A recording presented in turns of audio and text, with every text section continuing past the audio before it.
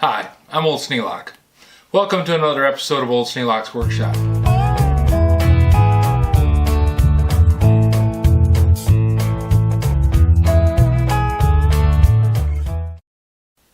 Doing something kind of unusual for the Old Sneelock's Workshop. I'm working on a computer. Now, I know I do videos and I edit on the computer and I post them to YouTube, which I view on a computer, and I use computers all the time. But it's really not a normal thing for Old Sneelock to be doing. Sometimes you just have to go in and fix things that need to be fixed. What I've run into is the life cycle of computers is so fast that things change and things can get lost just because you don't have access to them anymore. I've kept this computer mostly because it had a 3 1/4 inch floppy disk drive. And I also have an old 5 1/2 inch floppy disk drive that I can plug into this case. It also has a DVD and a CD burner in it. So some of the old media that things get put on and then you forget them are still available to me as long as this thing's working. Just prior to moving here to our new house, we got laptops. Lydia and I both got laptops. And we pretty much stopped using this big box. It was sitting in the living room on a desktop, and she really wanted to clear out the area so that it looked a little nicer. This was the computer that I used to take my college classes on. And we got it in about, when was that? About 2004, 2005. So it's 11 years old. Long ago, even before I had this computer, on 2 computers before this, my son, who was just a little boy, recorded his grandmother reading him a story. It was on the hard drive of the computer. I downloaded it to a 3 1/4 inch floppy disk to archive it, to make sure that if something happened to the hard drive, I'd still have it. Well, there are a lot of 3 1/4 inch floppy disks. You end up with stacks and stacks and stacks of them. When we moved, that floppy disk got moved too and got lost. For the 5 years that we lived here, every time I went looking through some of the boxes that we still have some of them that we haven't opened.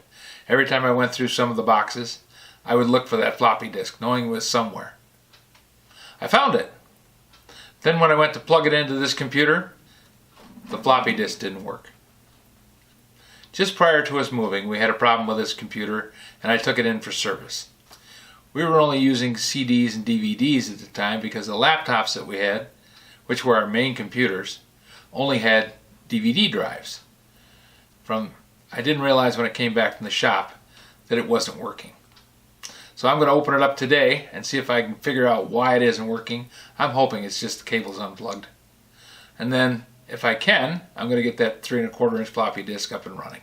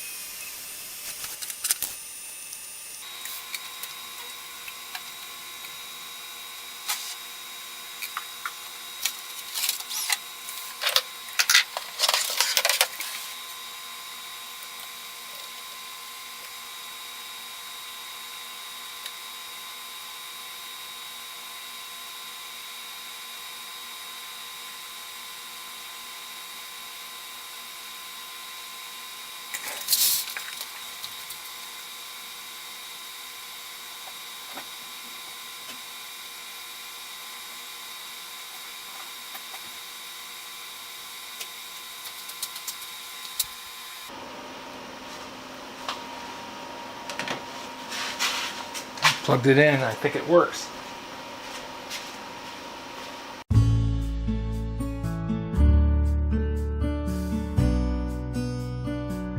Down the street the carriage trundled, sound and still the baby slept. Over two little boy round faces little silver shadows crept.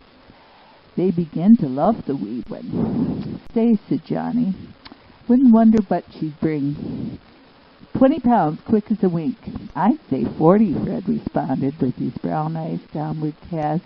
"Here's the store, but it doesn't seem like we came so awful fast." Through the door they pushed the carriage. "Mr. Johnson, would you like to buy a baby?"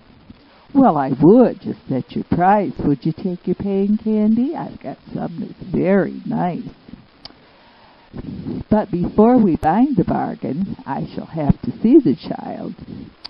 Johnny removed the blankie. "Oh, 'tis a twig!" cried Merchant Johnson. "How much candy for the price?" Fred and Johnny looked at Baby, then into each other's eyes. "Candy's sweet, but baby's sweeter," spoke up sturdy little Fred.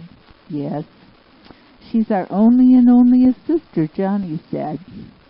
So they pushed the carriage homeward back along the quiet street, and Mama, who hadn't missed them, laughed to hear the little tale, how they went to sell the baby, but they couldn't make the sale. The end.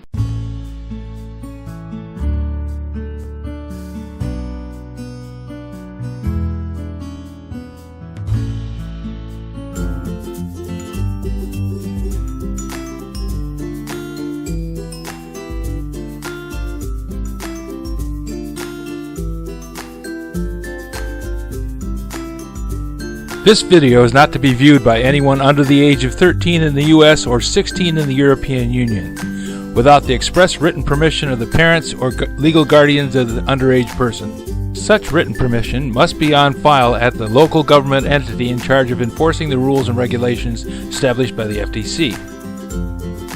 Anyone violating these terms is admitting by default that they hold harmless the owners and operators of this channel. Any and all questions should be addressed to your local branch of the FTC.